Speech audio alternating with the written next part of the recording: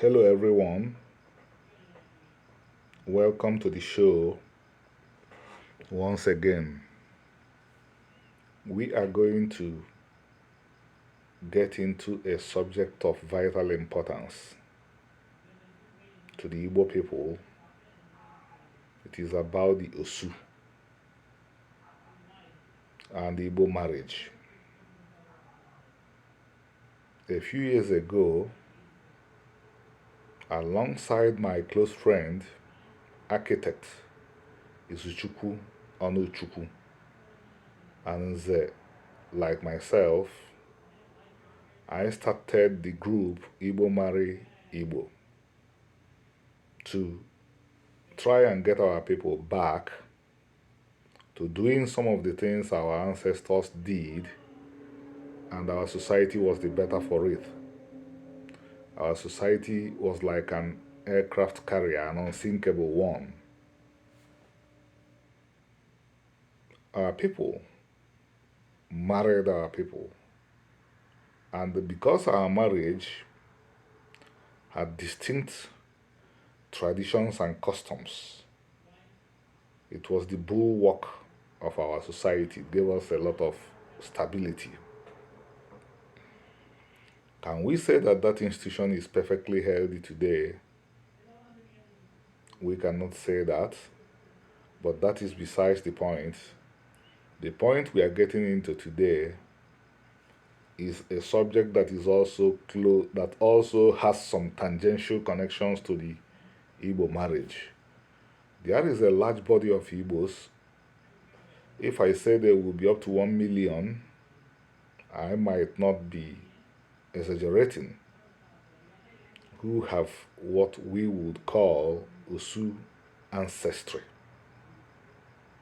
They are regular Igbos like all of us. No difference. Same language, same religion, same culture, connections to the same ancestral homeland in Igbo land. But in 2023, the masses of the Igbos, including these Igbos that have Osu ancestry, believe that there is a demarcation between the Igbos that have Osu ancestry and the Igbos that do not have Osu ancestry. And because of this, the Igbos that have Osu ancestry have difficulties in intermarrying with Igbos that do not have Osu ancestry. I do not think that people should fall in love and marry just because they find each other. I believe that people have to be attracted to people. People have to match in diverse ways, in many ways, before they marry. So, I do not think that the primary problem is the inability to cross lines and marry, but the primary difficulty or the primary problem as I see it is what is motivating the difficulties to get together in marriage. I have seen that there is gross misconception and ignorance at play.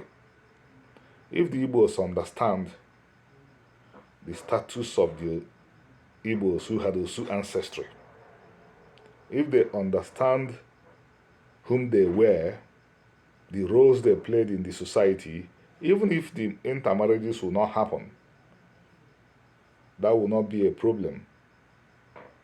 Because it's not every true Igbo who are of non-Osu ancestry that will fit each other in marriage.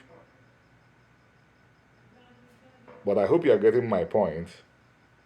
Why the Osu case is problematic is that what Igbos are thinking that stops the marriage is completely different from what is actually the situation. What is actually the reasons why the marriages are not taking place. I will try to be as succinct as possible. Unfortunately, my camera is misbehaving, but if you can find this book, lay your hand on it, you will not regret that you found this book. If you can also find this at Amazon, lay your hand on it as well. Both books are on Amazon, and my name can lead you to Amazon. The Igbos who are of Osu ancestry. This is very important because as of today, we cannot say that there is any Igbo who is an Osu again, because for an Igbo to be an Osu, the Igbo has to be doing some things. The Igbos who were Osu, when Igbos were still Osu, were Igbos who primarily found refuge in the centers of worship of the Igbo people. In my own dialect, you could call such places Oku Ana or Oku Mwo.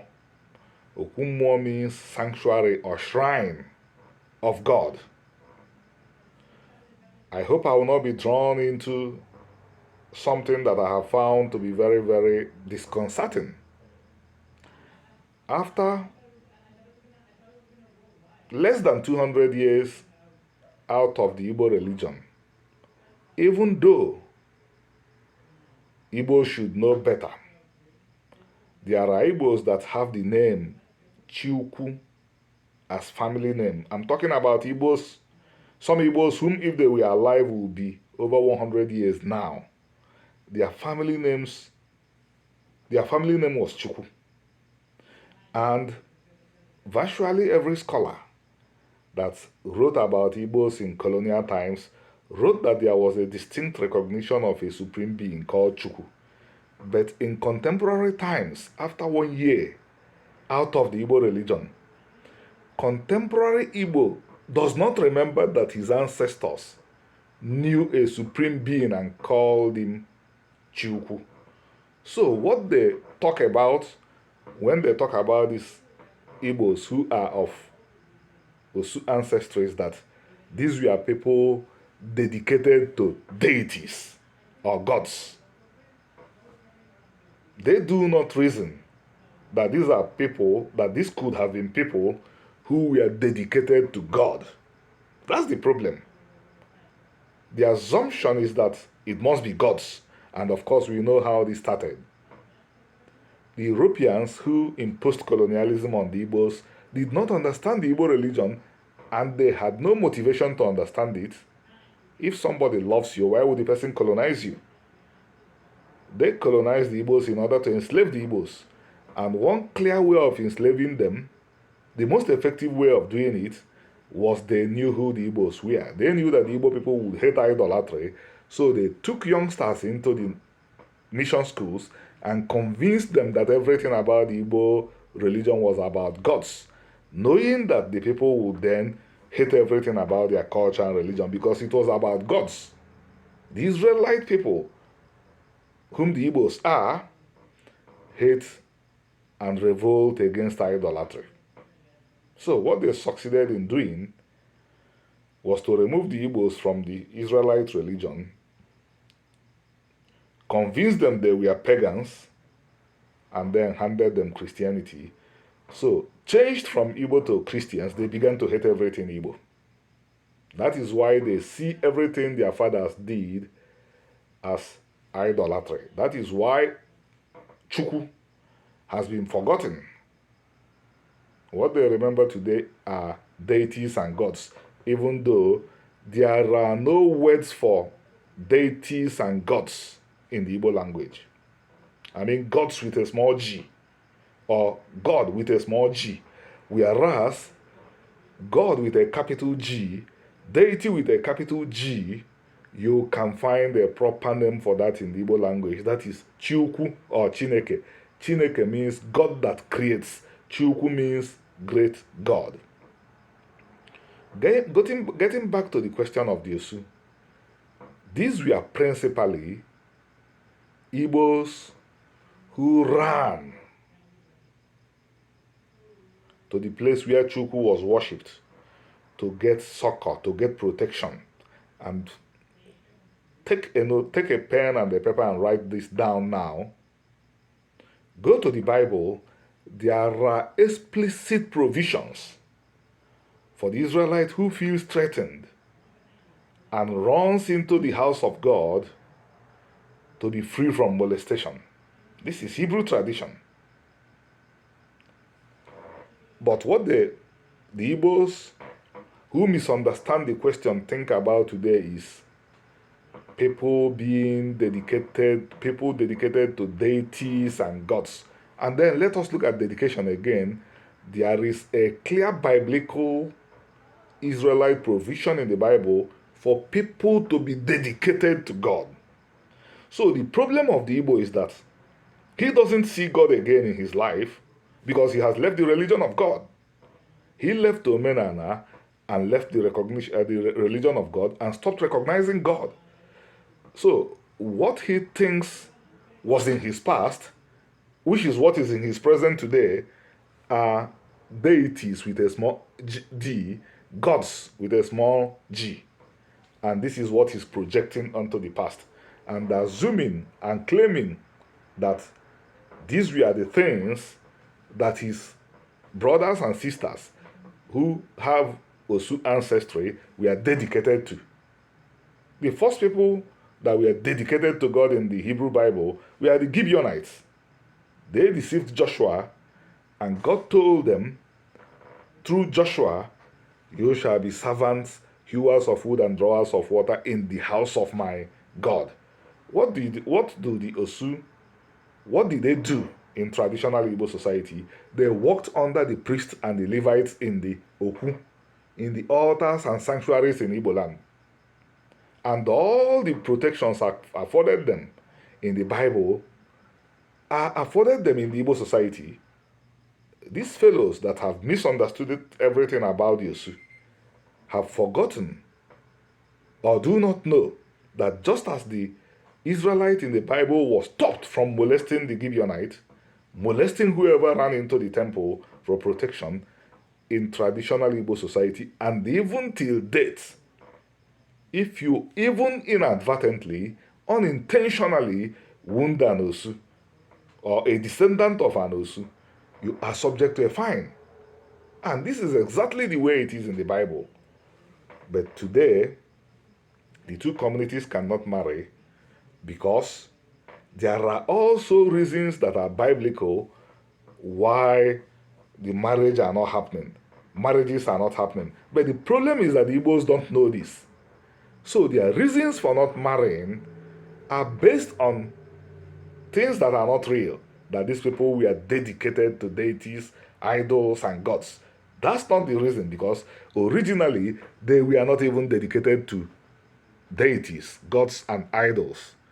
Majority of the Igbos who became Osu ran into sanctuaries at the peak of raids of the slave raids. You know, Igbo land was the epicenter of raiding for slaves during the transatlantic slave trade. When these raiders came, people ran into the shrines because a lot of these raiders were Igbos. They knew that they would never go into the shrines to pick up anybody. So people that ran into those places became safe, even though their conditions deteriorated when another religion came in and the Igbos became confused. So what is the point I'm making? The point I'm making is these people that ran into the sanctuaries, traditionally, these people that ran into the sanctuaries usually ran into sanctuaries in towns that were not their towns. And even though most contemporary Igbos may have forgotten, because I see people that should know better talking about our in-law when their sister strays and married outside the Igbo people. Traditionally, the Igbos did not even think that an Igbo will marry a non-Igbo. Prior to the tragedy of Biafra, it happened only rarely, because the customs are different. To the Igbos, marriage means a union of two families, and you want to unite your family with somebody you can know. But most of the Osu most of the Osu came from other towns and ran into sanctuaries in other towns. They got safety there, but if they needed to marry, they had to go back to their towns. This was why, even in ancient times, marriages did not happen across board. It's important for Igbos to know this because I am seeing something developing in the near future. Igbos belonging to the different Christian denominations or sects may have difficulties intermarrying. They're already having that problem. If they are in living faith, they want to marry within living faith. If they are Catholic, they want to marry within Catholicism. If they want Anglican, they want to marry fellow Anglicans. In time, they would forget how this dichotomy started. They will begin to say, I refuse to marry from this church because this church worships Satan. On this note, I stop and I say thank you to you for listening.